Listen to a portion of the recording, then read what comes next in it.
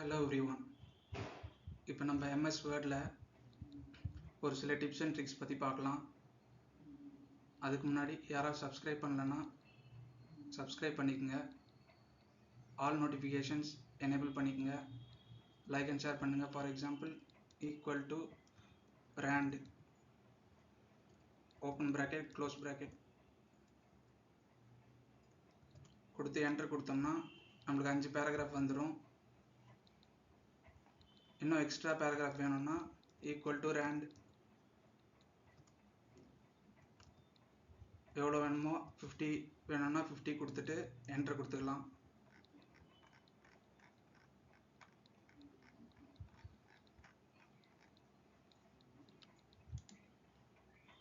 இப்போ இந்த tabs menu ரிப்பனில் டெவலப்பர் டேப் எனேபிள் பண்ணோன்னா ஏதாவது ஒரு டேப் மேலே ரைட் கிளிக் பண்ணி கஸ்டமைஸ் த ரிப்பன், அதில் மெயின் டேப்ஸில் டெவலப்பர் டேப் செலக்ட் பண்ணிவிட்டு டிக் மார்க் கொடுத்துட்டு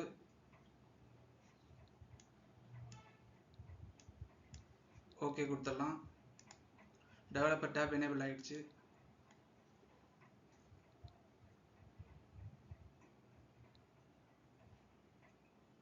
இப்போ ஃபார் எக்ஸாம்பிள்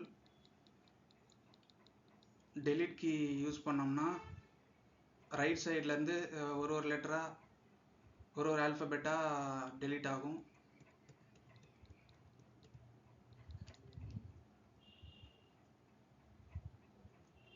கண்ட்ரோல் டெலிட் கொடுத்தோன்னா வேர்ட் பை வேர்ட் ரைட் சைடில் டெலிட் ஆகும்.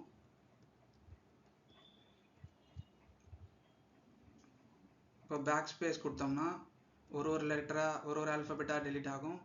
கண்ட்ரோல் பேக் ஸ்பேஸ் கொடுத்தோம்னா வேர்ட் பை வேர்ட் டெலிட் ஆகும்.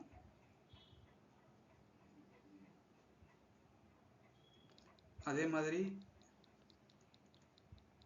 ஷிஃப்ட் ஆல்ட் டி கொடுத்தோம்னா இன்னைக்கு டேட் டிஸ்பிளே ஆகும். ஸ்பேஸ் கொடுத்து ஷிஃப்ட் ஆல்ட் டி கொடுத்தோம்னா இன்னைக்கு டைம் அப்டேட் ஆகும்.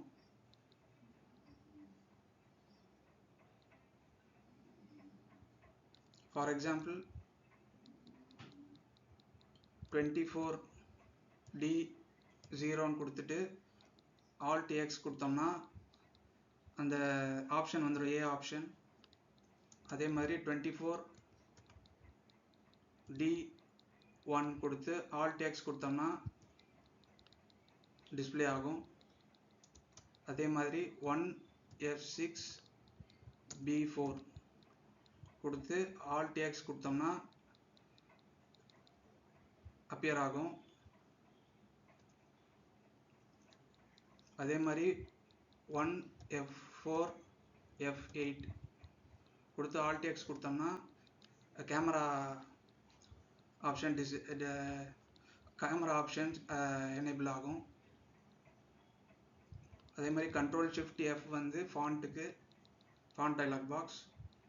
அதே மாதிரி கண்ட்ரோல் டி வந்து font dialog box.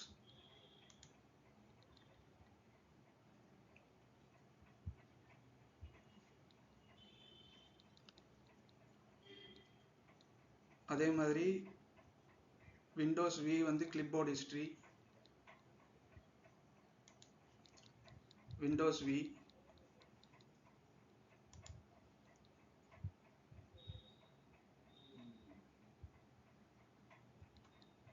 Control A வந்து செலக்ட் ஆல்.